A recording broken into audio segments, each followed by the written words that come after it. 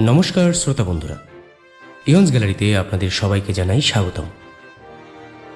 আমাদের চ্যানেলে আগেই আপনারা শুনেছেন সোম এবং অপূর্বর দুটি অ্যাডভেঞ্চার গল্প। আজ শুনবেন সোম এবং অপূর্বের আরও একটি অ্যাডভেঞ্চার গল্প। সুকান্ত দাসের কলমে বামিয়ান উপত্যকার বুদ্ধমূর্তি। আজকের গল্পের বিভিন্ন চরিত্রে রয়েছে বুবাই, দীপ্তদীপ, সৌরভ, রাজ, সূর্যশঙ্কর ও আমি নীলাঞ্জন। আবহ নির্মাণ সূর্য, প্রচ্ছদঙ্কন পিয়ালি। চলুন তাহলে শুনে নেওয়া যাক আমাদের আজকের নিবেদন, সুকান্ত দাসের কলমে বামিয়ান উপত্যকার বৌদ্ধমূর্তি।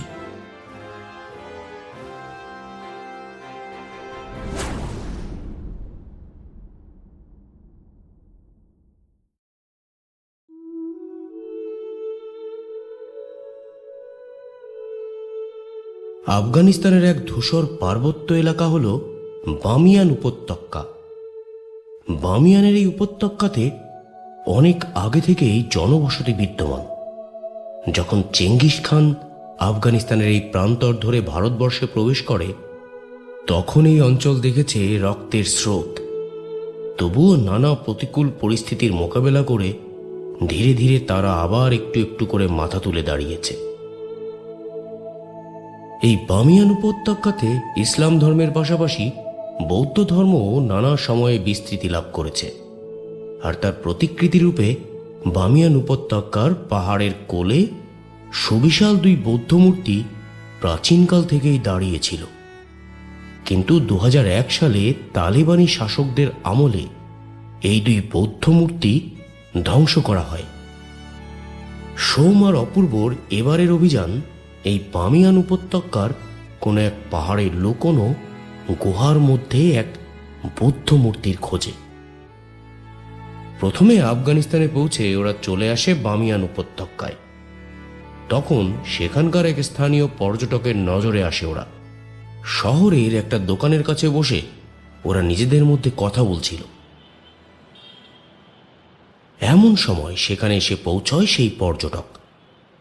বলে, আদাব।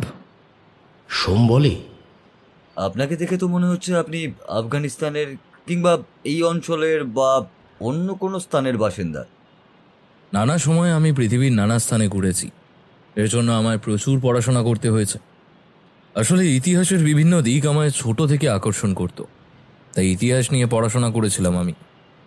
আমার বাড়ি ইরানে, তবে 25 বছর বয়স থেকে আমি বেশিরভাগ সময় নানান স্থানে ঘুরে বেড়াই।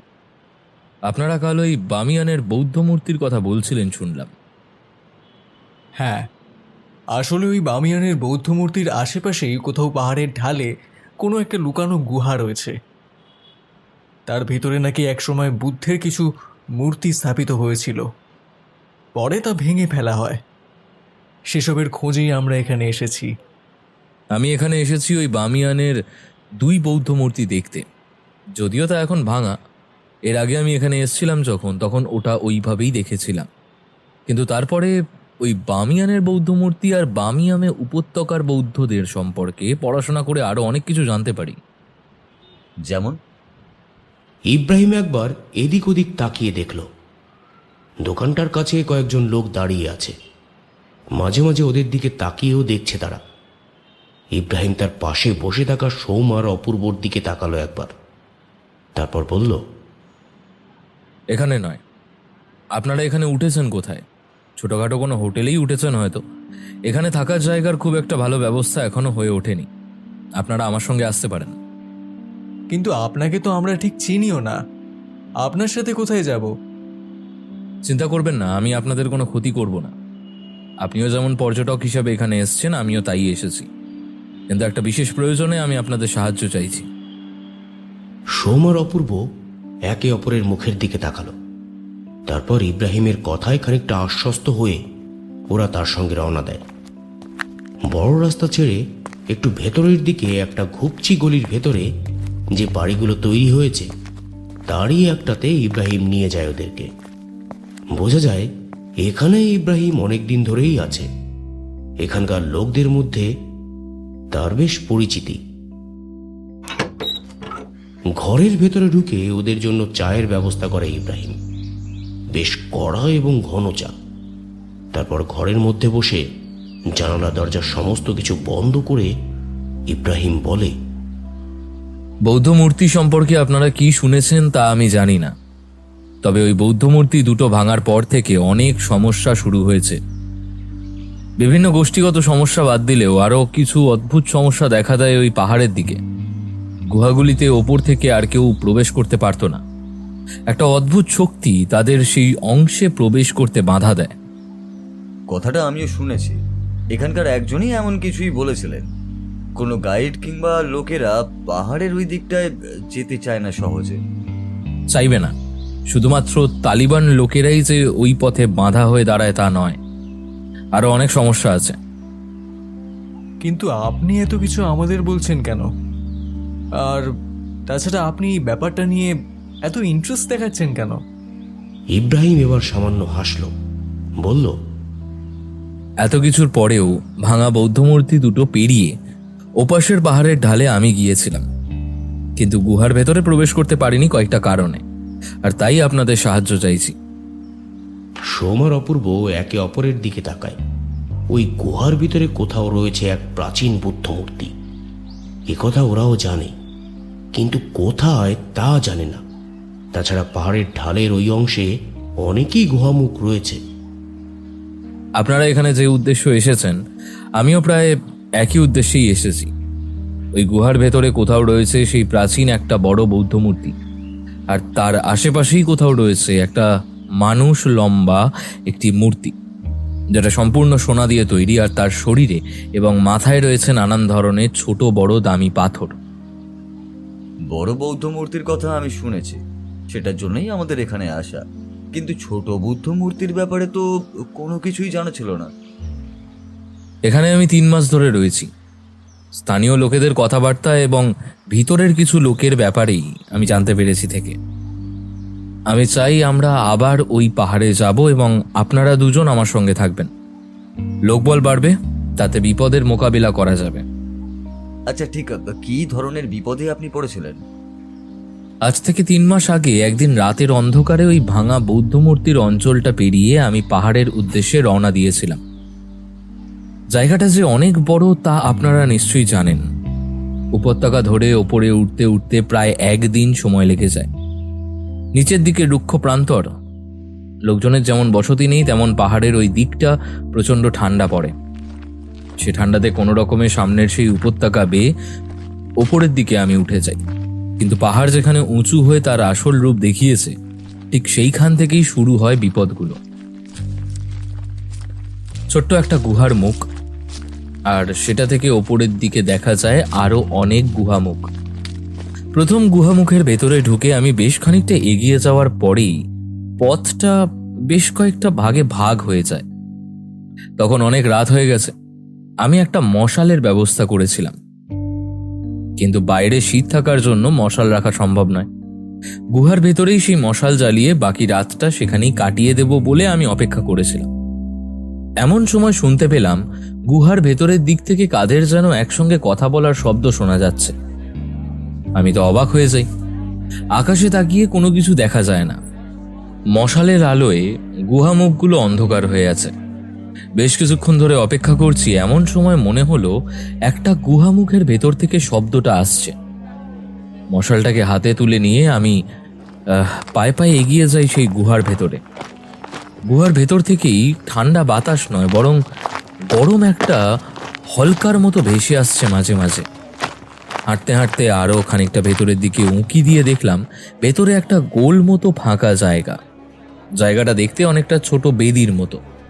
সেই বেদির ওপরে বসে আছে কেউ একজন, আর তার চারপাশে আরও কয়েকজন বসে রয়েছে। তারাই কথা বলছিল। আমি ভাবলাম কোনো পর্যটকের দল হবে হয়তো, কিংবা অনেকেই তো এই সমস্ত অঞ্চলে গুহার ভেতরগুলো ঘুরে দেখার জন্য আসে, তারাই হবে।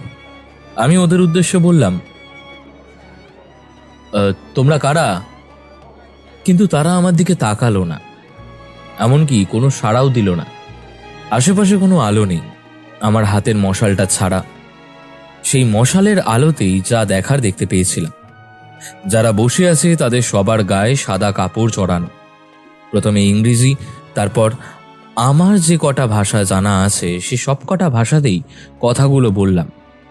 তাতে লাভ কিছু হলো না। আমি আরো দুপা সামনের দিকে এগোতে যাব, ঠিক এমন সময় কোথা থেকে যেন একটা সাদা রঙের ধোঁয়ার মতো কি যেন ছুটে এলো আমার দিকে। প্রচণ্ড গরম সেই ধোঁয়াটা আমার সামনের পথটাকে একটু একটু করে আচ্ছন্ন করে ফেলতে লাগলো। আমি দুহাতে সেই ধোঁয়া সরিয়ে সামনের দিকে যতই এগিয়ে যাই না কেন, ততই যেন সেই ধোঁয়া বাড়তে থাকে। এক সময় হাঁটতে হাঁটতে সেই বাঁধানো বেদির মতো জায়গাটার কাছে গিয়ে ঠোক করে ফেলাম। ছিটকে পড়লাম বেদির ওপরে। ঠিক সঙ্গে সঙ্গে চারপাশে যেন একসঙ্গে একটা শব্দ উঠল। সেই সাদা ধোঁয়াটা মুহূর্তের মধ্যে কেটে যাওয়ার সঙ্গে সঙ্গে দেখতে পেলাম আশেপাশে কেউ কোথাও নেই। উঠে ফিরে আসতে যাব এমন সময় প্রচণ্ড একটা শব্দ হলো। আমি বেদির ওপরে পড়েছিলাম। উঠতে গিয়েই বুঝলাম কে যেন আমার ঘাড়ের পেছনের দিকটা প্রচণ্ড চাপে সে বেদির ওপর চেপে ধরে রয়েছে। অথচ অস্বাভাবিক ব্যাপার হলো কোথাও কেউ নেই, কাউকে দেখতে পাচ্ছি না। ইব্রাহিমের কথাগুলো শুনে সোম আর অপূর্ব অবাক হয়ে তার দিকে তাকিয়ে রইল। ইব্রাহিমের চোখে মুখে একটা মিশ্র ভাব ফুটে উঠেছে।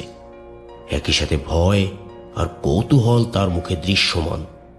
সে আবার বলল, অনেকক্ষণ চেষ্টা করলাম সেখান থেকে উঠে আসার, কিন্তু পারলাম না। সে প্রচণ্ড চাপে আমায় ধরে রয়েছে, তার গায়ে প্রচণ্ড জোর। আমার শারীরিক বল নেহাত কম নয়, কিন্তু একটুও নড়তে পারলাম না সেখান থেকে। গোটা শরীর যেন একটু একটু করে অবশ হয়ে আসতে শুরু করলো। আর ঠিক তখনই দেখলাম সেই সাদা ধোঁয়াটা আবার ফিরে এসেছে, আর তার সঙ্গে গুহার ভেতরে ঢুকে এসেছে অনেকগুলো মানুষ। তাদের পরনে অদ্ভুত রংচঙে পোশাক। একটু আগে দেখা সেই সাদা পোশাকগুলো নয়। তাদের মুখটা কেমন যেন অদ্ভুত, মুখে কালি জাতীয় কিছু একটা লাগানো। তাদের হাতে ঝকঝক করছে ধারালো অস্ত্র। তারা এগিয়ে আসতে লাগলো আমার দিকে একসঙ্গে। প্রচণ্ড ভয়ে আমার তো বুকের রক্ত হিম হয়ে গেছে। এই অলৌকিক অদ্ভুত ব্যাপারে যে কোনো ব্যাখ্যা আমি খুঁজে পাচ্ছি না। ওরা এক পা করে এগিয়ে আসতে লাগলো আমার দিকে। কোথা থেকে যেন একটা হলদে আলো দেখা যাচ্ছিল, তাতেই ওদের হাতের অস্ত্রগুলো ঝকঝক করতে লাগলো। ওরা আমার দিকে আরো কাছে এলো। কি সব অদ্ভুত ভাষায় কথা বলছে ওরা। ওদের মধ্যে একজন লম্বা মতো লোক আমার সামনে এগিয়ে এলো। তার হাতে বড় একটা ছুরির মতো অস্ত্র। সেটা মাথার উপর তুলে সে আমার গলা বরাবর চালিয়ে দিতে যাবে। আমি প্রচণ্ড চিৎকার করে উঠলাম। আর তারপরেই যেন মনে হলো ঘাড়ের ওপর থেকে সেই হাতটা সরে গেল। তাকিয়ে দেখি কোথায় সেই রংচঙে পোশাকওয়ালা মানুষ, কোথায় সেই সাদা ধোঁয়া। কোথাও কিচ্ছু নেই, ঘুটঘুট করছে অন্ধকার। প্রচণ্ড ভয়ে বেদির কাছ থেকে উঠে এলাম। গুহার একপাশে পাথরের গায়ে কোনো রকমে নিজেকে লুকিয়ে বাকি রাতটা কাটালাম। গুহার ভেতরে সকালের আলো প্রবেশ করতে পারে না, কিন্তু সোজা পথে এসেছিলাম, তাই এখান থেকে বাইরে গুহার মুখটা দেখা যাচ্ছিল। রোদের আলো সেই গুহা মুখের কাছে এসে পড়েছে। তাড়াতাড়ি এগিয়ে গেলাম সেই দিকে। আমার সঙ্গে থাকা ব্যাগপত্র, নানান জিনিস সব সেখানেই পড়ে আছে। সেগুলো হাতে তুলে নিলাম। কি করব ভাবছি, এমন সময় দেখতে পেলাম একজন লোককে। মাথা সম্পূর্ণ মুড়ানো, পরনে সাদা রঙের একটা কাপড় জড়িয়ে রাখা। সে দাঁড়িয়ে আছে গুহার মুখের কাছটায়। আমি বললাম, আপনি কে? তুমি কে? হ্যাঁ, আর এই গুহার ভেতরে প্রবেশ করেছো কেন? তুমি জানো না রাতের অন্ধকারে এই গুহার ভেতরে যে তাকে আর জীবিত পাওয়া যায় না। তার কথার মধ্যে কি যেন ছিল, আমি অবাক হয়ে গেলাম। লোকটা আবার বলল, গুহার ভেতরে রাতের অন্ধকারে যারা আসে তারা এই পৃথিবীর কেউ নয়। তুমি এর ভেতরে থেকো না, বেরিয়ে যাও। কিন্তু আমি যে এই গুহার ভেতরে সেই বুদ্ধ মূর্তির সন্ধান করছি, সেই বৌদ্ধ মূর্তিটা একবার দেখতে পেলে তারপরেই আমি ওই ওই বৌদ্ধ মূর্তি এত সহজে খুঁজে পাওয়া সম্ভব নয়। এই গুহার ভেতরে অনেক পথ তোমায় যেতে হবে, কিন্তু এই গুহার ভেতরে যারা আছে তারা তারা তোমায় সেখানে প্রবেশ করতে দেবে না। কিন্তু কেন? আমার তো কোনো লাভ নেই। আমি শুধু সেই বৌদ্ধ মূর্তিটা দেখে ফিরে আসব। এতদিন আগের সেই বৌদ্ধ মূর্তি, বাইরে যে দুটো মূর্তিকে এখানকার লোকেরা ভেঙে ফেলেছে তার চেয়েও প্রাচীন ওই মূর্তি, আমি জানি সেটা। বৃদ্ধ সামান্য হাসল। সকালে রোদের আলোয় তার হাসিটা অদ্ভুত লাগলো। তার চোখটা যেন জল জল করে উঠল। তুমি তুমি ওই মূর্তির ব্যাপারটা যতটা প্রাচীন ভাবছো, ওটা ওটা তার চেয়েও প্রাচীন। কিন্তু কিন্তু ওই মূর্তির আশেপাশে যারা রয়েছে তারা তারা সবাই শুভ শক্তি নয়, কিছু অশুভ শক্তিও রয়েছে। এই গুহার ভেতরে, এই গোটা উপত্যকার পাহাড় জুড়ে নানা সময় বয়ে গেছে রক্ত গঙ্গা। আর আর তাই অনেক কিছু আছে এখানে। তোমার ভালোর জন্যই বলছি, তুমি তুমি এখান থেকে চলে যাও, চলে যাও, না হলে কথাটা বলে বৃদ্ধা নিচের দিকে নেমে গেল। আমি গুহামুখ থেকে তাড়াতাড়ি বেরিয়ে এসে বৃদ্ধের পেছন পেছন তাকে ডাকতে ডাকতে এগিয়ে গিয়েই তাকে দেখি সে কোথাও আর নেই। আমি অবাক হয়ে গেলাম। পাহাড়ের ঢাল নেমে গেছে নিচের দিকে। এই পাহাড়ের ঢাল বেয়ে এত দ্রুত নিচের দিকে নেমে যাওয়া সম্ভব নয়। তাহলে ওই বৃদ্ধাটা গেল কোথায়?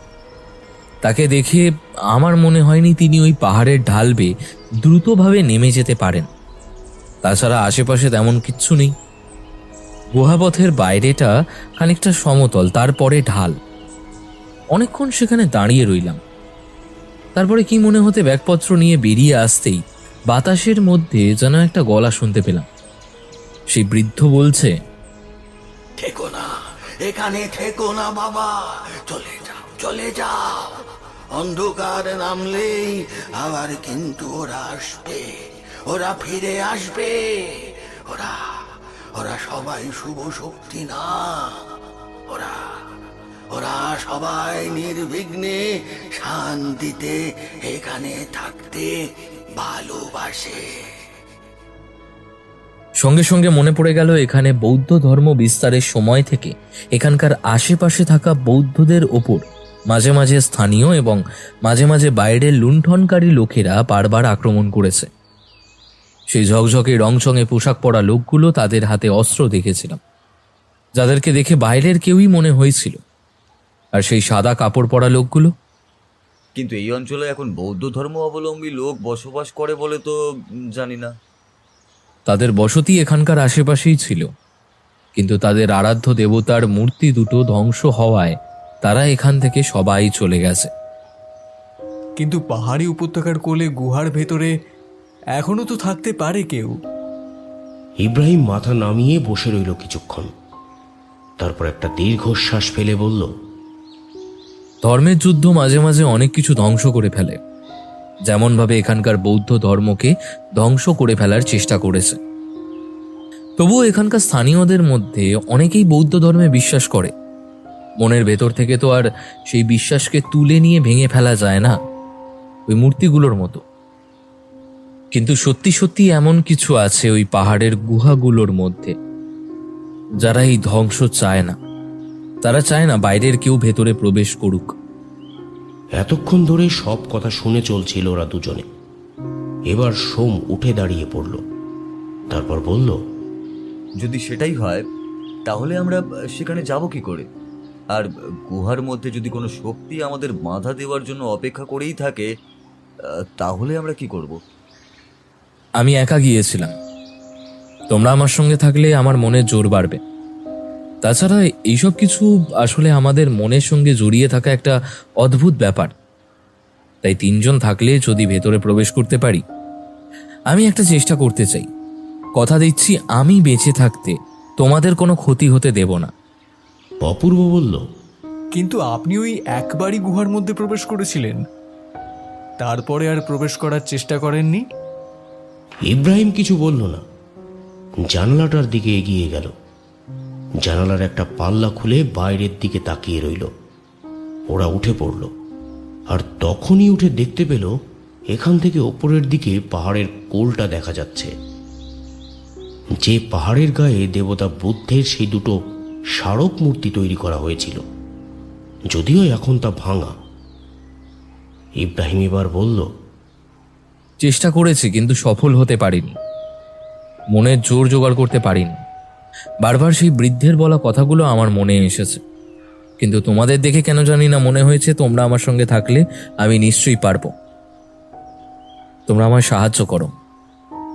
কথাটা বলে ইব্রাহিম এগিয়ে গিয়ে অপূর্বর হাত দুটো ধরে ফেলল। সোমের দিকে তাকিয়ে সেই একই কথা বলল।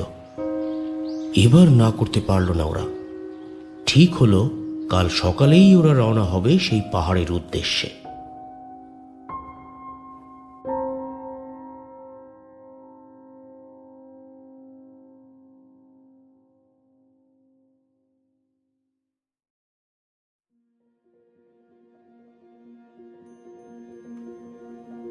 আফগানিস্তানে তালিবান সরকারের শাসন, কথাটা শুনতে সহজ মনে হলেও আসলে কিন্তু তেমন সহজ নয়।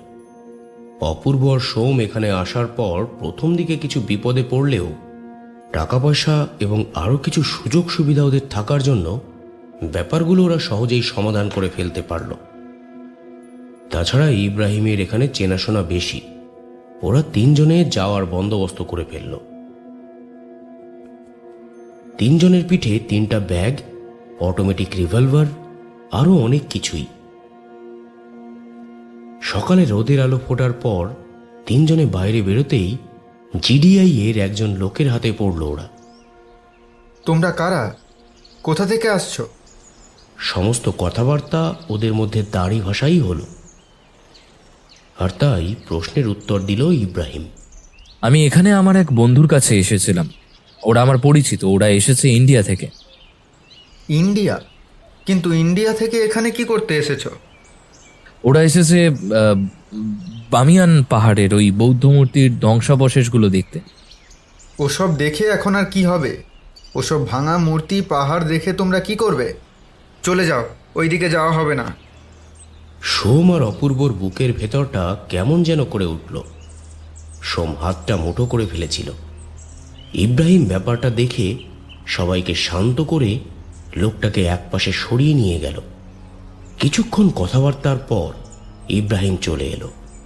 তখন তার মুখে হাসি। সে বলল, টাকা দিয়ে এখানে সবকিছু হয়। আসলে এখানকার স্থানীয় লোকেরা, এমনকি তালিবান সরকারের অধীনে যে সমস্ত প্রশাসনিক লোকেরা রয়েছে, তাদের আর্থিক অবস্থা খুব একটা ভালো নয়। তাই ব্যবসাটা হয়ে গেল, কিন্তু খুব সাবধানে আমাদের যেতে হবে। সাবধানে এবার এগিয়ে গেল ওরা, এবং পাহাড়ের কাছাকাছি যখন পৌঁছে গেল তখন প্রায় দুপুর শেষ হয়ে আসতে শুরু করেছে। এই পথ ধরে ওদের উঠতে হবে ওপরে। ইব্রাহিম আগেও এসেছে, তাই সে সহজ পথে ওদের ওপরের দিকে নিয়ে গেল। বিকেলের আগেই ওরা লোকালয় এবং ভাঙা বৌদ্ধ মূর্তির স্থান ছেড়ে ওপরের দিকে উঠে এসেছে। সন্ধ্যের একটু আগে ইব্রাহিম বলল, রাতটা এখানেই থাকার ব্যবস্থা করতে হবে। ওই যে সামনে যে ছোট ঘেরা জায়গাটা রয়েছে, এক পাশটা ফাঁকা, ওইখানেই রাতের দিকে থাকতে হবে। এখানে কিন্তু রাতে খুব ঠান্ডা বেড়ে যায়, বাইরে আগুন জ্বালানো যাবে না, তাই এই পথে আর ওপরে না ওঠাই ভালো। ইব্রাহিমের কথা মতো ওরা সেখানে বসল। সকলেরই পরনে গরম পোশাক, তাছাড়া ব্যাগেও আলাদা করে একটা পশমের লম্বা চাদর রয়েছে। সেটা জড়িয়ে নিয়ে সেই ঠান্ডাতেই কোনো রকমে রাতটা কাটিয়ে দেবে বলে ভাবল ওরা। কিন্তু সেই রাতে ঘটল এক আশ্চর্য ঘটনা।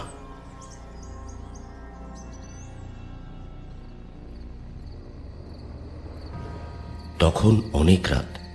পাহাড়ে ওঠার ক্লান্তি এবং ঠান্ডাতে তিনজনেই ঘুমিয়ে পড়েছিল। মাঝরাতে হঠাৎ অপূর্বর ঘুম ভেঙে গেল। সে শুনতে পেল কোথা থেকে যেন একটা শব্দ ভেসে আসছে। চোখ খুলতেই অপূর্ব দেখতে পেল যে পাহাড়ের ঢাল বেয়ে ওরা একটু আগে উঠে এসেছে, সেই পাহাড়ের ঢাল বেয়ে যেন কতগুলো কালো কালো ছায়ামূর্তি ওপর দিকেই উঠে আসছে। আর একটু ভালো করে লক্ষ্য করতেই বুঝতে পারল ওগুলো ছায়ামূর্তি নয়, শেয়ালের মতো, তবে আকারে অনেক বড় কোনো প্রাণী। তাদের মুখ থেকে বেরিয়ে আসছে ওই শব্দ, একটু একটু করে ধীর পায়ে উঠে যাচ্ছে ওপরের দিকে। অপূর্ব একবার নড়ে চড়ে উঠতেই ওদের মধ্যে থেকে একটা কালো ছায়া ঘুরে তাকালো তার দিকে। অপূর্ব অবাক হয়ে দেখল তার চোখের মণি দুটো ঘন নীল। এবার সে দল ছেড়ে এগিয়ে আসতে লাগলো অপূর্বর দিকে। মুখের সেই মৃদু গর্জনটা এখন তীব্র গর্জনে পরিণত হয়েছে। অপূর্ব ভয়ে কাঁপা কাঁপা হাতটা এগিয়ে নিয়ে গেল তার পাশে রাখা ব্যাগের কাছে, যেখানে রিভলভারটা রয়েছে। রিভলভারে হাত ঠেকল। কালো ছায়াটা ততক্ষণে আরো কাছে এসে পড়েছে। থমকে দাঁড়িয়ে সে যেন নিরীক্ষণ করে নিচ্ছে অপূর্বকে। আকাশে অল্প চাঁদের আলো আছে, যাতে ভালো করে কোনো কিছুই দেখা যায় না। অপূর্ব রিভলভারটা হাতে তুলে নিতে যাবে, ঠিক তার আগে সেই কালো ছায়াটা অপূর্বকে লক্ষ্য করে ঝাঁপিয়ে পড়ল। মুহূর্তের মধ্যে অপূর্ব রিভলভার তুলে নিল আর সামনের সেই ছায়াটাকে লক্ষ্য করে চালিয়ে দিল একটা গুলি। প্রচণ্ড গুলির শব্দে ইব্রাহিম আর সোম ধরফড় করে উঠে বসল, কিন্তু অপূর্ব ততক্ষণে রিভলভারটা হাতে ধরে নিয়ে ঠক ঠক করে কাঁপছে। আরে কি হলো, হঠাৎ করে গুলি চালালি কেন? ইব্রাহিম কোনো প্রশ্ন করল না, বাতাসে একবার নাক টেনে নিয়ে বলল,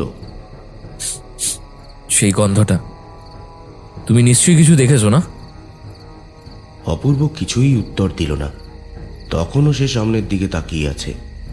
সে নিশ্চিত সামনের কালো ছায়াটাকে লক্ষ্য করে নির্ভুল লক্ষ্যে সে গুলি চালিয়েছে, কিন্তু তারপরেই জিনিসটা যেন চোখের সামনে হাওয়ায় মিলিয়ে গেল। অপূর্ব একটু শান্ত হয়ে সমস্ত ঘটনাটা ওদের খুলে বলতেই ইব্রাহিম যেন চুপ করে গেল।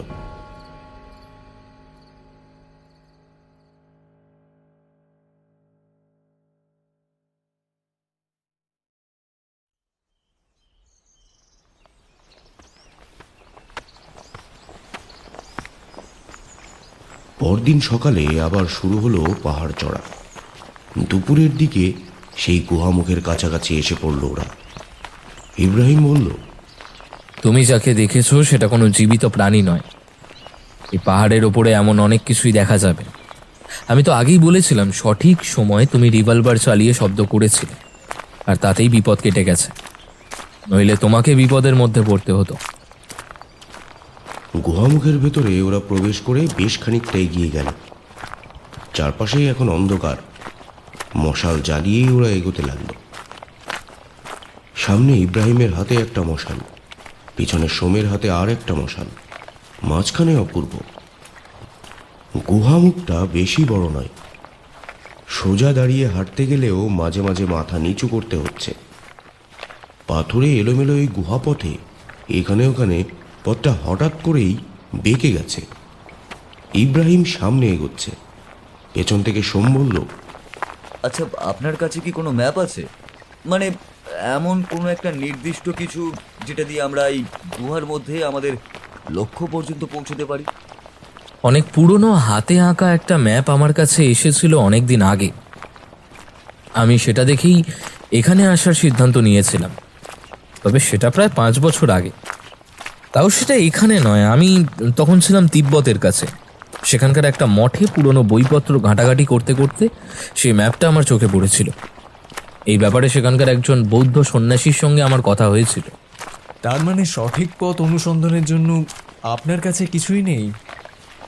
আমরা এই গোলকধাঁধা গুহার পথের মধ্যে দিয়ে হারিয়ে যেতে পারি।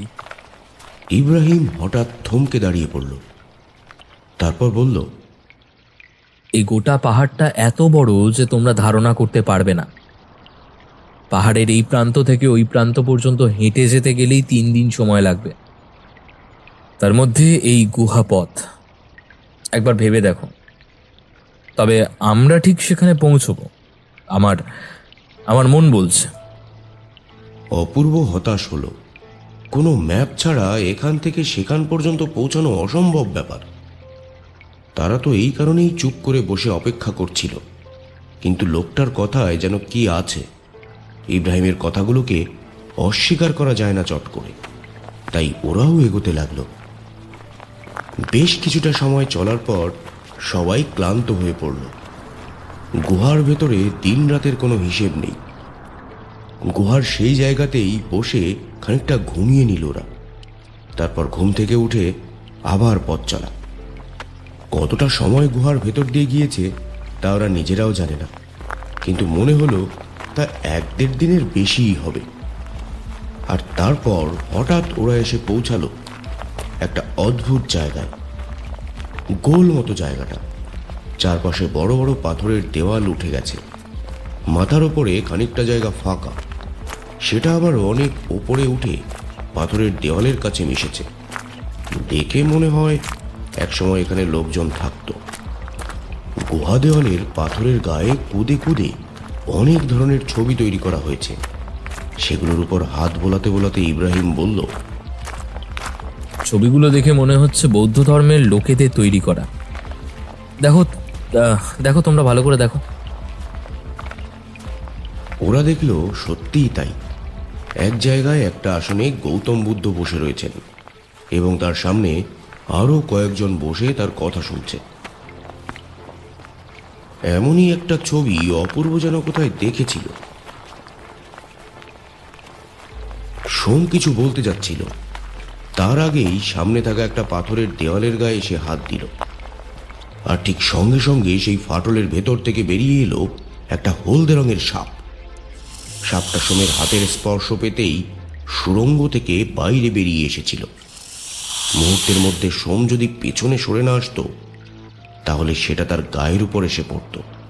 সাপটা পেছনের দিকে গিয়ে পড়ল, কিন্তু সোমকে লক্ষ্য করে আবার এগিয়ে এলো সামনের দিকে। এবার অপূর্ব রিভলভারের এক গুলিতে ধরাশায়ী করল সাপটাকে। আকস্মিক ঘটে গেল ব্যাপারটা। এবার ওরা লক্ষ্য করল পাথরের গুহার দেওয়ালে ছোট ছোট দরজা রয়েছে। সেই দরজা দিয়ে ঢুকে পড়ল ওরা। 3 জনে ঢুকলো 3টে দরজা দিয়ে। গুহার ভেতরটা প্রায় অন্ধকার, তবে পাহাড়ের ফাটল দিয়ে কোথাও থেকে অল্প অল্প আলো এসে ঢুকছে সেটা বোঝা গেল না। বোধহয় ওপরের দিক থেকে কোথাও সেই আলো আসছে, আর সেই আলোতেই এতক্ষণ গুহার ভেতরটা কিছুটা দেখা যাচ্ছিল। কিন্তু এবার পুরো অন্ধকার। ছুটে ছুটে অনেকটা ভেতরের দিকে এগিয়ে এসে সোম চিৎকার করে বলল, অপূর্ব, ইব্রাহিম, তোমরা কোথায়? গুহার ভেতরে নিজের শব্দটাই যেন প্রতিধ্বনিত হয়ে আসতে লাগলো। কারোর কোনো সাড়া নেই। সে ভয় পেয়ে গেল। তার পিঠে ব্যাগ রয়েছে, পকেটে টর্চ, দেশলাই, মোমবাতি, মশাল তৈরি করার জন্য একটা লাঠি। সোম লাঠিটা বের করলো, তারপর দেশলাই ধরিয়ে আগুন জ্বালল। চারপাশে তাকিয়ে দেখলো সরু গুহাপথটা আরো সামনের দিকে চলে গেছে, কিন্তু অন্য গুহাপথের মতো এগুলো মসৃণ নয়। দুপাশের দেওয়াল, এমনকি মাথার ওপরেও যেন খানিকটা অমসৃণ। পায়ে চলার পথটাও লোকজন না চলাচলের জন্য যেমন হওয়ার কথা ঠিক তেমনই রয়েছে। আশেপাশে তাকিয়ে কি করবে বুঝতে না পেরে সামনের দিকে খানিকটা এগিয়ে যেতেই আর একটা ব্যাপার চোখে পড়ল। ওদিকে ইব্রাহিম আর অপূর্ব ঢুকেছিল পাশাপাশি দুটো গুহার ভেতরে। ওরা খানিকটা এগিয়ে গিয়েই থমকে গিয়েছিল, কিন্তু একটু এগিয়েই ওরা বুঝতে পারে আর আগে যাবার রাস্তা নেই। তারপর ফিরে আসে আগের জায়গায়। বেরিয়ে এসে দেখতে পায় সোম কোথাও নেই। তখন দুজনে মিলে তার নাম ধরে চিৎকার করে ডাকতে লাগলো। গোল জায়গাটায় ঘুরে ঘুরে বাদবাকি দরজাগুলো ওরা দেখতে লাগলো। সমস্যাটা হলো কোন দরজায় ওরা ঢুকলে সোমকে খুঁজে পাবে তাই বুঝতে পারলো না, কারণ কোন দরজা দিয়ে যে সোম ঢুকেছে ওরা তা দেখেনি। অপূর্ব বলল, কি কি হয়ে গেল বলুন তো? হঠাৎ করে এমন একটা ঘটনা ঘটে যাবে। কোন গুহার ভেতরে ঢুকলো সোম, সেটা তো দেখতেই পেলাম না। আমার আগেই বোঝা উচিত ছিল এখানে ঢোকার পর বিপদ হবেই, কোনো না কোনো একটা হবেই। কিন্তু কেন বিপদ হচ্ছে? আমরা তো কোনো খারাপ উদ্দেশ্য নিয়ে এখানে আসিনি।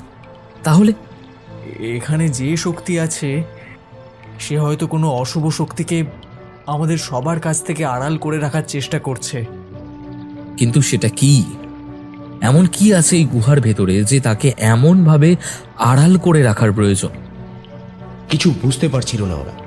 পাশাপাশি দরজাগুলো ওরা গুনে দেখল, মোট 7খানা দরজা। এই দরজা কোনটা কোথায় গেছে সেটাও ভালো করে বোঝা সম্ভব নয়। ইব্রাহিম দাঁড়িয়েছিল সামনের গোল বেদিটার এক পাশে, আর তার থেকে একটু দূরে অপূর্ব ঘুরে ঘুরে দেখতে দেখতে একটা ব্যাপার অনুভব করল। জায়গাটা আজও অন্ধকার। একটা মশাল জ্বালিয়েছে ওরা। মেঝেটা কেমন যেন শক্ত পাথরে হলেও ভেতরটা ঠান্ডা।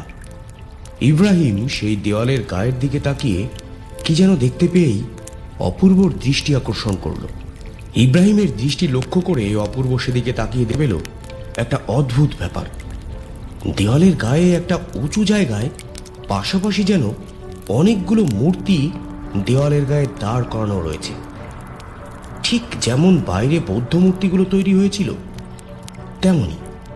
কিন্তু এগুলো তৈরি করা মূর্তি নয়, কিন্তু এগুলো আরও জীবন্ত, অবিকল মানুষের মতন। যেন পাশাপাশি 5টা মানুষকে পাথরের দেওয়ালের সঙ্গে কেউ সেটে দিয়েছে। কিন্তু ওগুলো মানুষের মূর্তি বলেই ওদের মনে হলো। ইব্রাহিম পায়ে পায়ে এগিয়ে গেল সেই দিকে। তারপর সেখান থেকে একটা মূর্তির গায়ের উপর একটু হাত রাখতেই আতঙ্কে ছিটকে চলে এলো পেছনের দিকে। হাত দিতেই সেই মূর্তিটা চোখ খুলে তাকিয়েছে। তার চোখের মণি ঘন নীল, রাতের বেলা দেখা সেই কালো কালো শেয়ালের মতো। সঙ্গে সঙ্গে পাশের মূর্তিগুলো চোখ খুলে ফেলল, আর তারপরে ওদের অবাক করে দিয়ে দেয়ালের গা থেকে নিজেদের শরীরটাকে যেন এক ঝটকায় ছাড়িয়ে নিয়ে তারা নেমে এলো শক্ত পাথরের মেঝেতে। 5টা পাথরের মূর্তি এখন দাঁড়িয়ে রয়েছে ওদের সামনে। ভালো করে মূর্তিগুলোকে বোঝা সম্ভব নয়, শুধু তাদের নীলচে সেই চোখগুলো ছাড়া। এক পা করে ওরা এগোতে লাগলো অপূর্ব আর ইব্রাহিমের দিকে।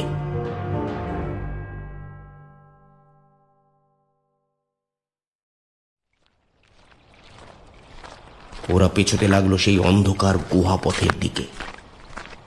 যে গুহাপথটা দেখতে দেখতে সোম সামনের দিকে এগিয়ে গিয়েছিল, একটা সময় সেই পথটা শেষ হয়ে গেল।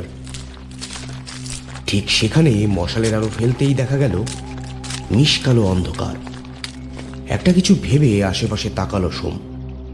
সঙ্গে সঙ্গে একটা পাথরের টুকরো খুঁজে সেটাকে নিচের দিকে ছুঁড়ে দিল। পাথরের টুকরোটা নিচে গিয়ে পড়লে বোঝা সম্ভব হবে আসলে কত গভীর জায়গাটা। কিন্তু অনেকক্ষণ অপেক্ষা করার পরেও কোনো শব্দ না শুনতে পেয়ে সোমের বুকের ভেতরটা হিম হয়ে গেল। আপন মনেই বলল, দৌড়াতে দৌড়াতে যদি আরেকটু এসে পড়তাম তাহলেই তো বিপদ হয়েছিল। ওই খাদের ভিতরে একবার গিয়ে পড়লে আর এখান থেকে বেঁচে ফিরতে পারতাম না। সোম আরো কিছু ভাবছিল, ঠিক তার আগেই তার চিন্তার স্রোতকে বাধা দিয়ে ভেসে এলো একটা শব্দ।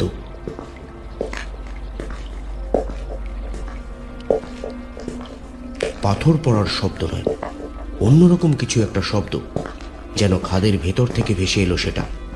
কোনো একটা কিছু যেন খাদের দেওয়াল বেয়ে ওপরের দিকে উঠে আসছে। তারপরই একটা খসখসে অথচ পাথরের উপর থপ থপ করে উঠে আসার মতন একটা শব্দ। মশালটা আরেকবার সে এগিয়ে নিয়ে গেল খাদের দিকে। না, কোনো কিছুই দেখা যাচ্ছে না। অন্ধকারের মধ্যে কোনো কিছুই দেখা সম্ভব নয়। আর তারপরেই হঠাৎ একটা ব্যাপার চোখে পড়ে গেল সোমের। খাদের দেওয়াল দিয়ে কালো মূর্তির মতো কিছু একটা উঠে আসছে ওপর দিকে।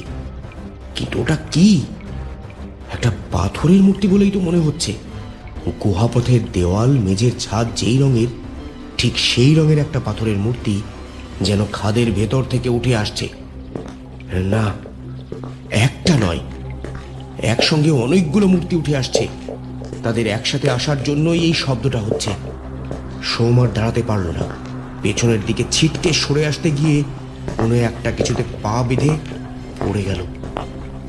ততক্ষণে খাদের গুহা বেয়ে উঠে আসা সেই পাথরের মূর্তিগুলো অনেকটাই ওপরে চলে এসেছে। মশালটা একপাশে পড়েছিল, তখনও নিভে যায়নি সেটা। সেই মশালের আলোতে দেখতে পেল পাথরের মূর্তিগুলো ছুটে আসছে তারই দিকে।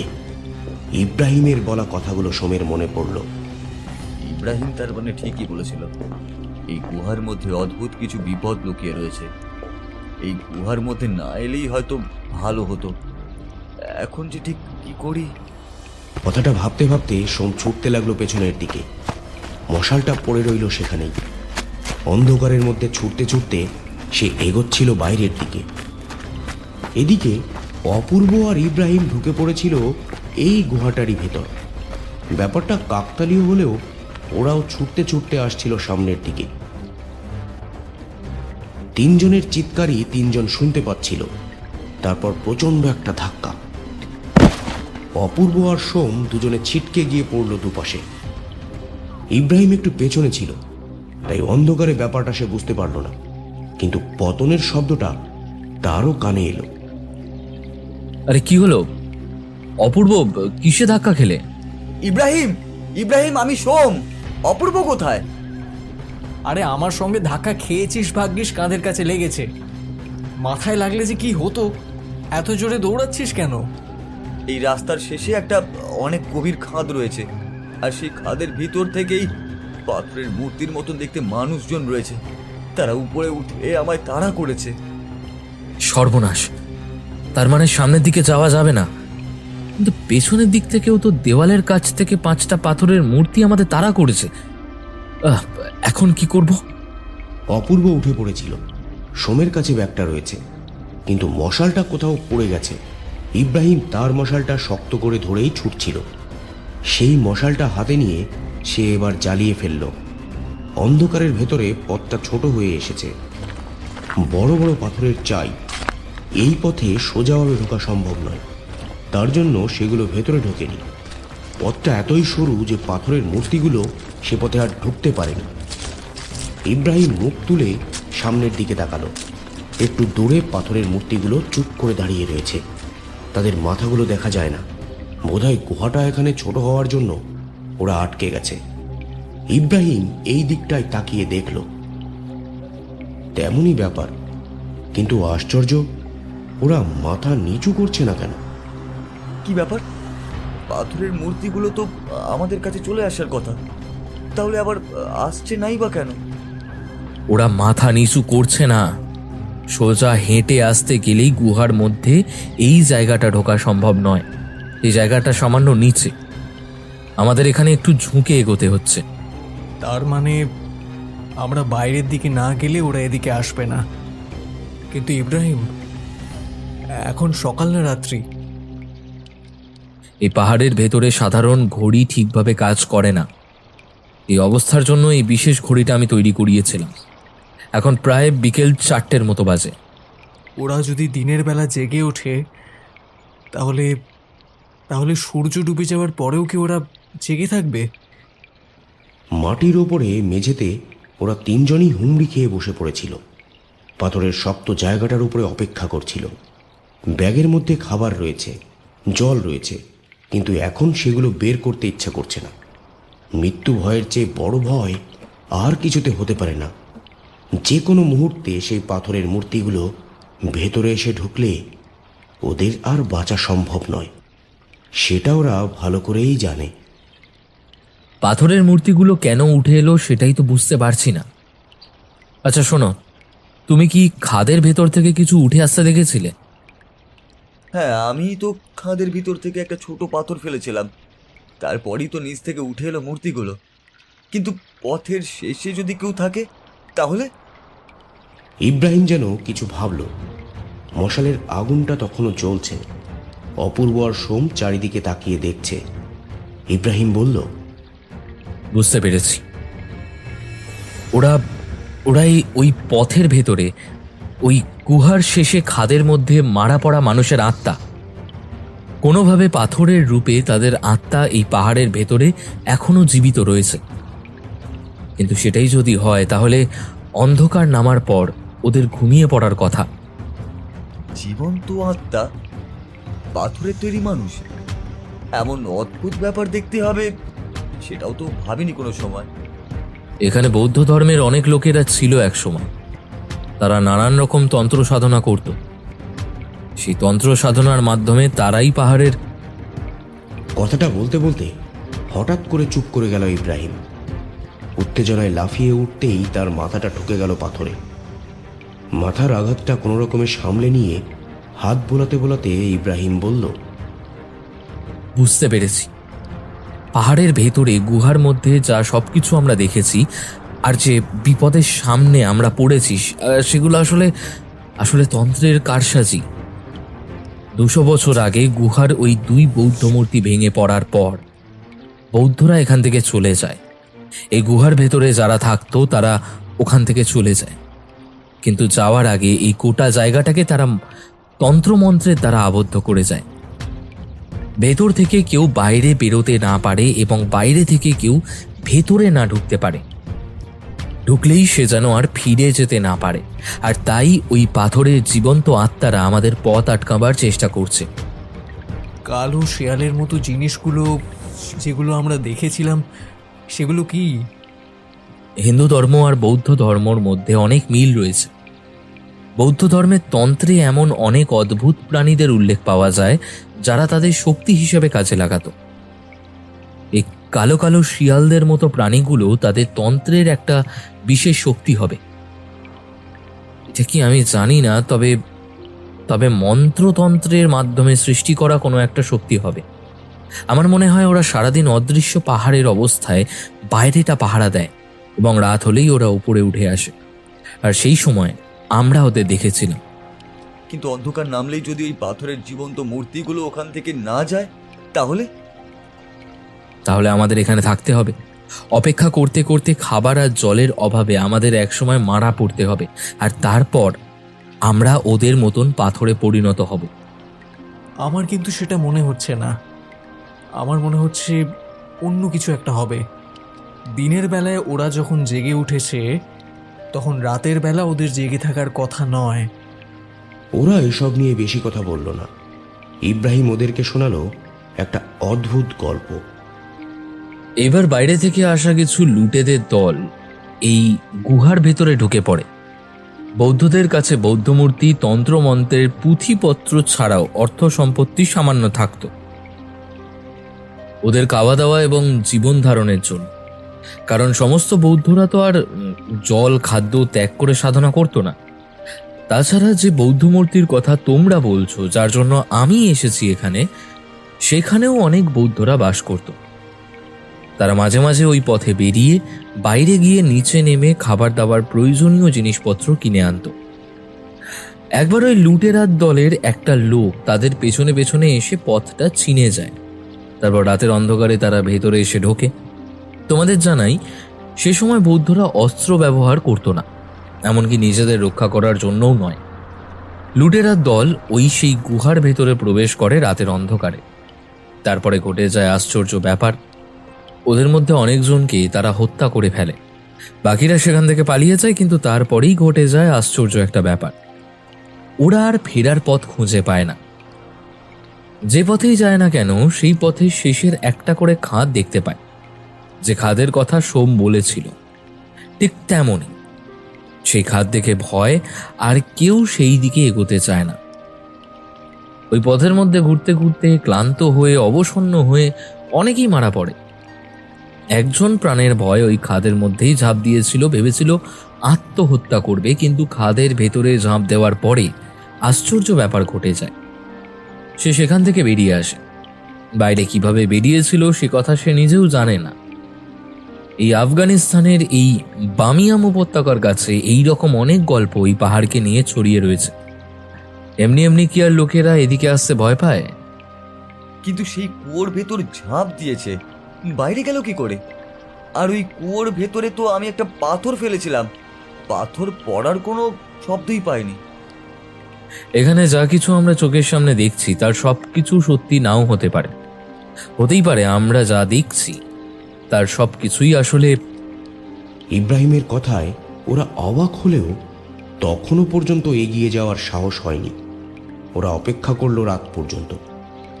অপেক্ষা করতে করতে একসময় ঘুমিয়ে পড়ল।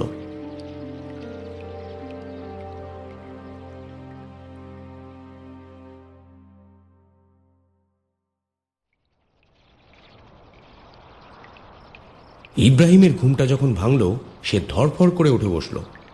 দেখল মশালটা প্রায় নিভে এসেছে। তাড়াতাড়ি উঠে আর একটা কাপড় জড়িয়ে সেটা জ্বালিয়ে দুপাশে তাকিয়ে দেখল পাথরের মূর্তিগুলো আর নেই। ইব্রাহিম তাড়াতাড়ি ওদের ডেকে তুলল। ওরা নেই। রাতের অন্ধকার নামতেই বোধহয় ওরা চলে গেছে। কিন্তু আমাদের যদি এখান থেকে বের হতে হয়, আবার তো সেই জায়গাতেই গিয়ে পড়ব। তাহলে আমার মনে হয় এই 7টা পাথরের মধ্যে কোনোটাতেই আমাদের আসল জায়গায় আমরা পৌঁছাতে পারবো না। এই পথগুলো আসলে মৃত্যুর পথ। ভুল ভুলাইয়ের মতো এই পথ তৈরি করে রাখা হয়েছে, যাতে এখান থেকে গিয়ে সবাই খাদের ভেতরে পড়তে পারে। তারপরে জানি না তার কি হবে, কিন্তু তাহলে উপায়? আমার মনে হয় এই বেদিটার পেছনে কোথাও খুঁজে দেখলে আমরা অন্য কোনো পথ পেতে পারি। যদি পথটা এত সহজ হয় তাহলে পরেও হয়তো অনেকেই এই পথে আসার চেষ্টা করেছে। এখানকার লোকেরা না হলেও বাইরের লোকেরা তো এসেছে। গুপ্ত পথ? আমার তো সেটাই মনে হচ্ছে। এই সমস্ত পথ গুপ্ত থাকাটাই উচিত। তাছাড়া যদি বৌদ্ধরা এখান থেকে চলে গিয়ে থাকে, তাহলে তাদের সেই বৌদ্ধ মূর্তি এবং ইব্রাহিমের বলা সেই ছোট মূর্তি গোপন কোনো জায়গায় থাকবে। এটাই তো স্বাভাবিক। ঠিক কথা। চলো আমরা এক্ষুনি বের হই। এই অংশে যে শক্তি আছে, রাতের বেলা তাদের ক্ষমতা বোধহয় কমে আসে, আর তাই ওই পাথরের মূর্তিগুলো চলে গেছে। এক্ষুনি চলো। ওরা তখনই সেখান থেকে বেরিয়ে এলো। তারপর সেই গোল জায়গায় উঁচু বেদির আশেপাশে খুঁজতে খুঁজতে এক সময় চোখে পড়ল একটা পাথর।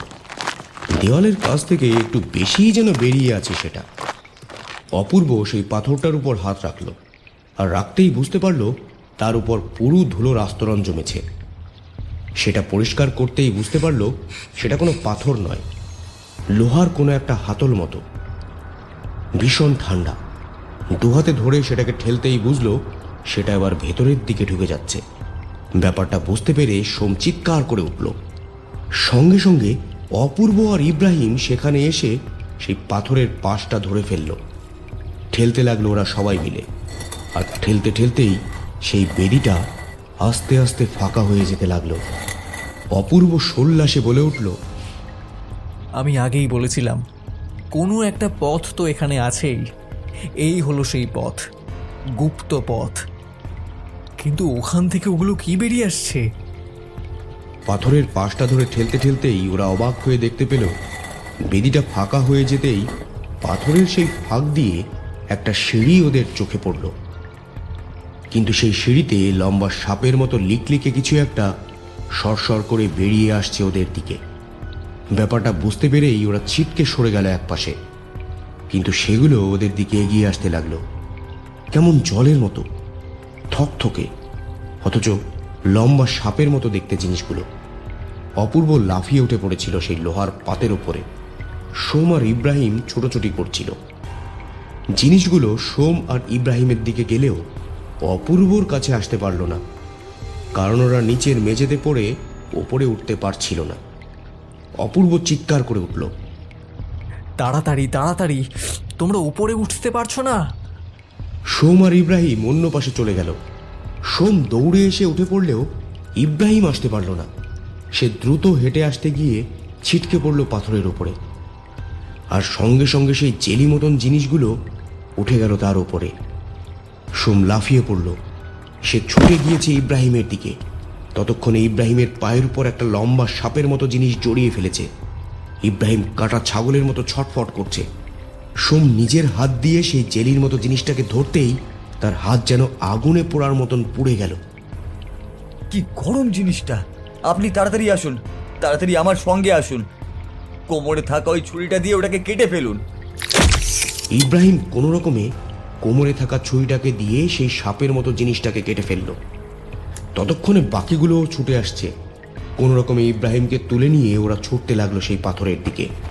তারপর দুজনে মিলে একসঙ্গে লাফিয়ে উঠল সেই পাথরের ওপরে। পাথরটা বড় এবং চওড়া, কিন্তু দুজনে মিলে লাফিয়ে ওঠার সঙ্গে সঙ্গে পা আর হাতের উপর একটা চাপ পড়ল, আর সঙ্গে সঙ্গে আর একটা অদ্ভুত ব্যাপার ঘটল। বেদির জায়গাটা ফাঁকা হয়ে গেছিল, সেটা আস্তে আস্তে বন্ধ হয়ে যেতে লাগলো। সেই কালো জিনিসটা উঠে গেল তার ওপরে, আর তার বদলে দেয়ালের দিকে একটা ছোট দরজার মতো ফাটল তৈরি হলো। ওরা একে অপরের মুখের দিকে তাকালো। একটার পর একটা ঘটনা ওদের সবাইকে যেন আবির্ভূত করে ফেলছে। ইব্রাহিম বলল, আমার মনে হয় ওটাকে ঠেললে বেদিটা খুলছিল, আর বেদির তলায় যেটা ছিল সেটা ভালো কিছু নয়, ওইটাই আসল দরজা। চলো, কিন্তু পায়ের যা অবস্থা হয়েছে। সর্বনাশ, পায়ের জায়গাটা তো গোল করে পুড়ে গেছে, লাল দগদগে ঘায়ের মতো হয়ে গেছে। আচ্ছা, এই পা নিয়ে আপনি হাঁটতে পারবেন তো? হাঁটতে তো হবেই, এত দূর এসে এখান থেকে তো আর ফিরে যেতে পারবো না। চলো তোমরা চলো। সেই পথে ওরা হাঁটতে লাগলো।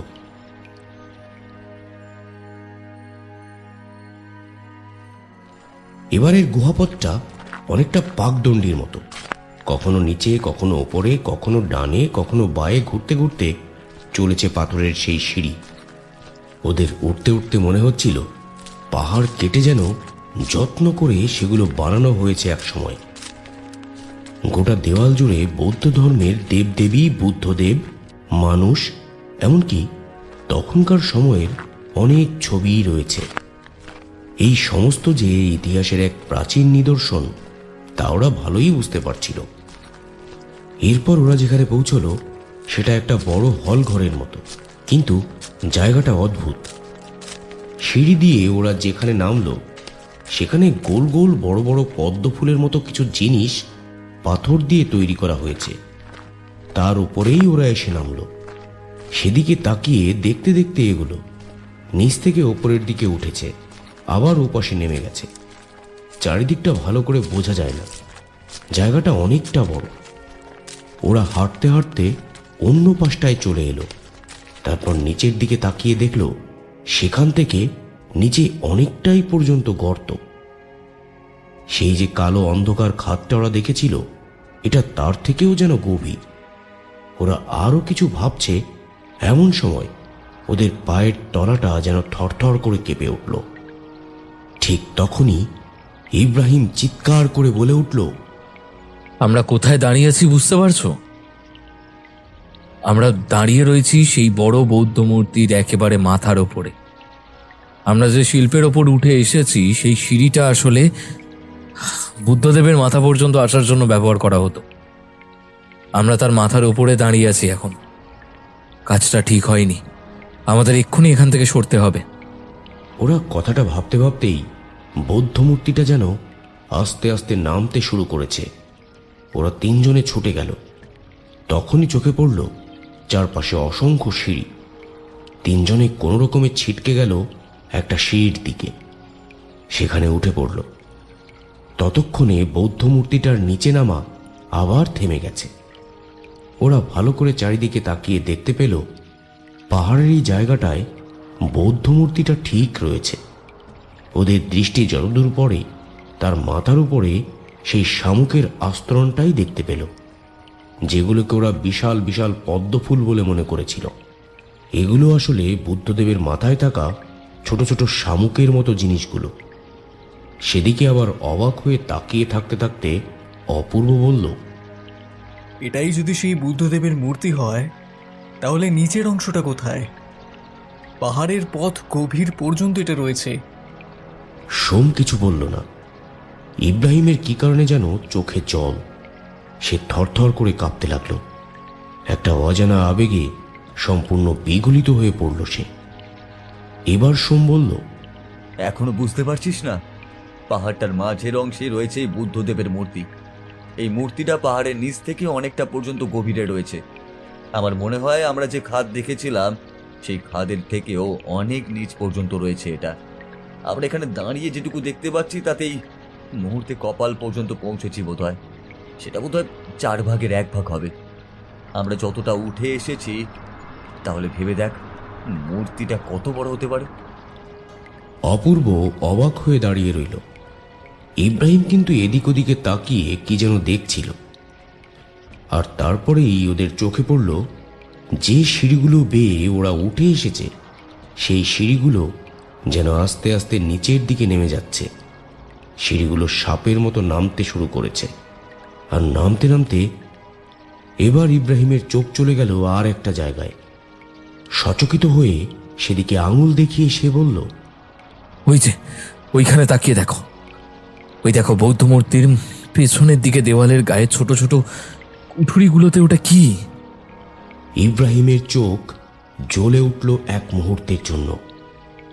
সেটা সামলে নিয়ে সে কুঠুরির গায়ের মধ্যে থাকা অজস্র ছোট ছোট বৌদ্ধ মূর্তি এবং তার গায়ে বসানো অসংখ্য পাথরগুলোকে দেখিয়ে দিল। মূর্তিগুলোর গোটা শরীর সোনার, সেই পাথরগুলো তার উপরে বসানো। টর্চের আলোতে পাথরগুলো ঝকঝক করে উঠল। তারপর টর্চটা নিভে গেল। এবার একটা অদ্ভুত শব্দ শুরু হতেই ওরা তিনজন সেই সিঁড়ি দিয়ে দ্রুত নামতে লাগলো নিচের দিকে। প্রথমে সোম আর অপূর্ব আপত্তি করেছিল, কিন্তু ইব্রাহিম বলল, এখন আর এখানে থাকা যাবে না। বুঝতে পারছো না তোমরা? এই জায়গাতে মানুষের প্রবেশ নিষিদ্ধ। আমরা ঢুকে পড়েছি বলেই এখানকার ভারসাম্য নষ্ট হচ্ছে। দেখতে পাচ্ছ না? সেগুলো নিচে থেকেই নেমে যাচ্ছে। বৌদ্ধ মূর্তি থরথর করে কেঁপে উঠে মাটির আরো খানিকটা ভেতরে ঢুকে গিয়েছিল। ভুল করে আমাদের পা পড়েছিল তার মাথার উপরে, আর তার জন্যই এই অনর্থ ঘটছে। অপূর্ব আর সোম মনে মনে বৌদ্ধ মূর্তির উদ্দেশ্যে ক্ষমা চাইল। তারা না জেনেই উঠে পড়েছিল সেখানে। দ্রুত নামতে নামতে ওরা বুঝতে পারল সত্যি সেটা নিচের দিকে নেমে যাচ্ছে। দৌড়াতে শুরু করলো ওরা। আলো আধারের মধ্যে সেই পথ ধরে নিচের দিকে যে কি করে নেমে এসেছিল ওরা, তা হয়তো ঈশ্বরই জানেন। এক সময় ক্লান্ত হয়ে বসে পড়ল। ততক্ষণে সিঁড়িটা থেমে গেছে।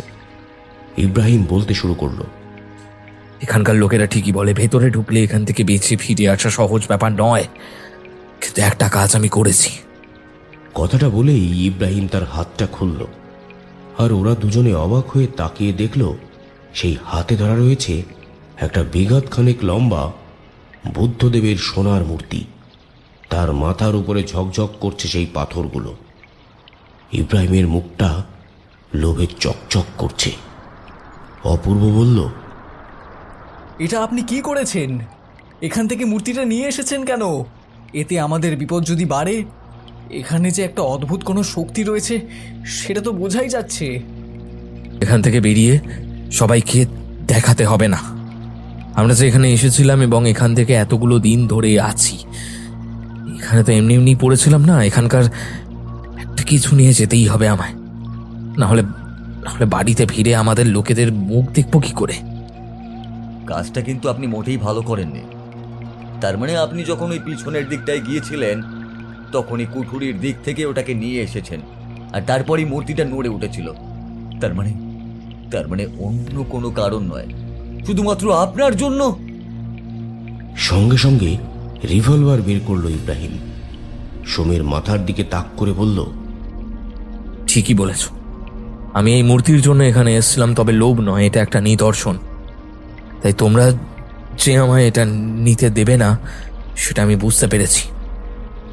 তাই তোমাদের এখানে মেরে রেখে যেতে হবে। তোমাদের ক্ষতি করতে আমি চাইনি, কিন্তু তোমরা যখন আমায়... অপূর্ব লক্ষ্য করল সিঁড়ি দিয়ে কি যেন একটা উপরে উঠে আসছে, কিন্তু সে সেটা দেখেও কিছু বলল না। ইব্রাহিম তখন মূর্তিটাকে বুকের কাছে জড়িয়ে রেখেছে। রিভলভারটা আস্তে আস্তে সোমের দিক থেকে অপূর্বর দিকে তাক করেছে। বন্দুকের ট্রিগারটা টেনে ধরেছে ইব্রাহিম। তার মুখে একটা অদ্ভুত হাসি। তার মুখে এই হাসি অপূর্ব আর সোম আগে দেখেনি। কেন যে এই লোকটাকে ওরা বিশ্বাস করেছিল, কেন যে তার সঙ্গে এখানে এসে ঢুকেছিল। ইব্রাহিম ট্রিগার টিপতে যাবে, ঠিক এমন সময় পেছন থেকে কে যেন তাকে প্রচণ্ড ধাক্কা দিতেই সিঁড়ি দিয়ে সে নিচে পড়ে গেল। অন্ধকারে ইব্রাহিমের প্রচণ্ড চিৎকার আর তার সঙ্গে সঙ্গে গুলির শব্দ ওদের কানে তালা লাগিয়ে দিল। দুজনে কান চেপে ধরে সিঁড়ি দিয়ে নামতে লাগলো নিচের দিকে। আশেপাশে কোথাও কিছু নেই, তবু যেন বাতাসে একটা অদ্ভুত গন্ধ। ওরা নিচে নামছে, এমন সময় শুনতে পেল একটা বৃদ্ধের গলা। তাদের সামনের দিক থেকে কেউ বলছে, এখানে ঢুকলেই অনেক মানুষের মত পরিবর্তন হয়ে যায়। তোমরা তোমরা তাড়াতাড়ি তাড়াতাড়ি এখান থেকে বেরিয়ে চলো, না হলে বড় সমস্যায় পড়বে। ওরা ওরা কিন্তু জেগে গেছে। কে কথা বলছে বুঝতে না পারলেও লোকটা তাদের কোনো ক্ষতি করবে না বলেই মনে হলো সোম আর অপূর্বে। অপূর্ব বলল, কারা জেগে আছে? এইবার সামনের দিকে আধো অন্ধকারে সাদা কাপড় পরা লোকটাকে দেখা গেল। উনি পেছনের দিকে আঙুল দেখাতেই সোম আর অপূর্ব ফিরে তাকালো। দেখল একটু আগে যেখানে ইব্রাহিমের দেহ পড়েছে সেই দিক থেকে কালো কালো লম্বা লম্বা ছায়ার মতো কারা যেন সিঁড়ি দিয়ে উঠে আসছে। কি বিশাল তাদের চেহারা! তাদের মাথাটাই হবে প্রায় 3টে মানুষের সমান লম্বা। এগুলো কি? এসব কথা বলার সময় নেই। তাড়াতাড়ি তাড়াতাড়ি এসো, তাড়াতাড়ি আমার সঙ্গে এসো। ওদের হাতের উপর হাত রাখলো সে। কি ভীষণ ঠান্ডা হাতটা! অপূর্ব সোমের হাতটা ধরল, তারপর দ্রুত সিঁড়ি দিয়ে নেমে আসতে লাগলো। একসময় প্রচন্ড একটা হাওয়ার ধাক্কায় ওরা ছিটকে গিয়ে পড়লো কোথাও, তারপর আর কিছু মনে নেই।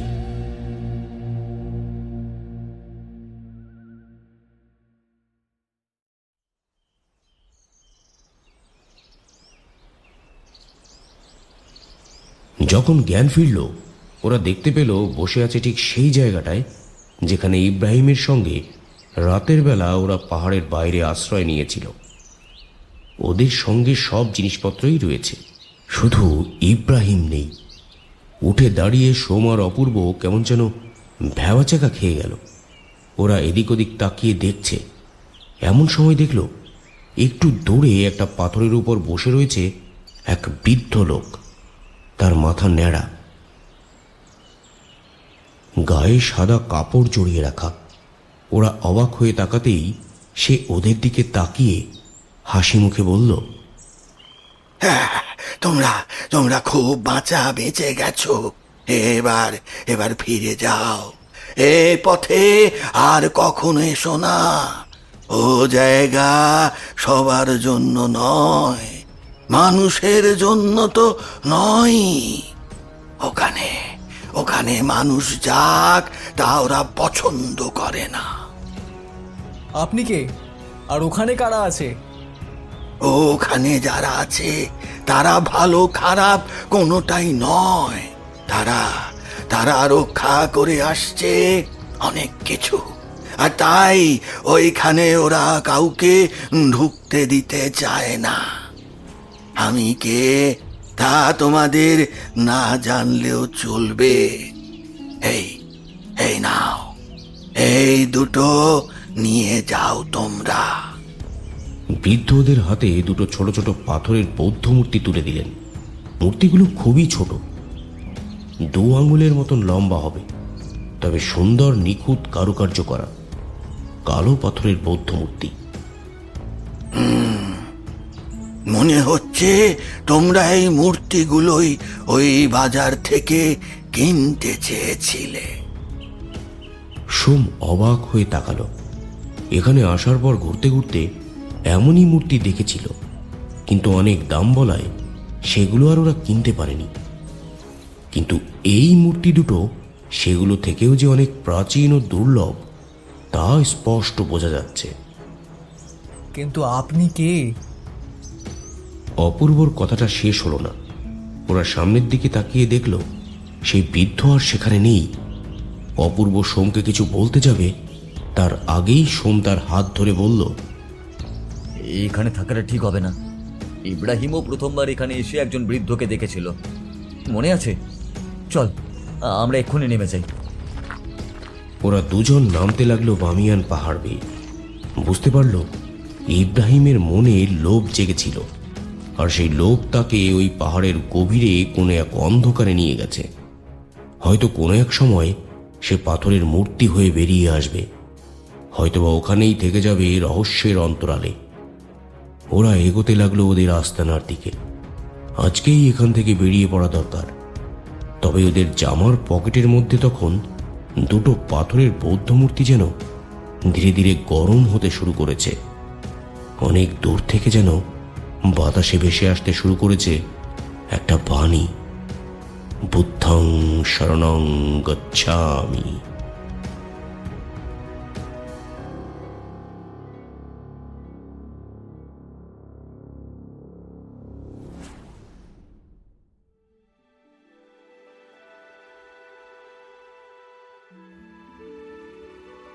কেমন লাগলো আমাদের আজকের নিবেদন অবশ্যই কমেন্ট করে জানাতে ভুলবেন না। আর যদি ভালো লেগে থাকে তাহলে লাইক এবং শেয়ার করে দিন। তার সাথে আমাদের চ্যানেলে সাবস্ক্রাইব করে আমাদের পাশে থাকুন। খুব শীঘ্রই আমরা ফিরে আসব নতুন গল্প নিয়ে। সবাই সুস্থ থাকুন, আনন্দে থাকুন। ধন্যবাদ।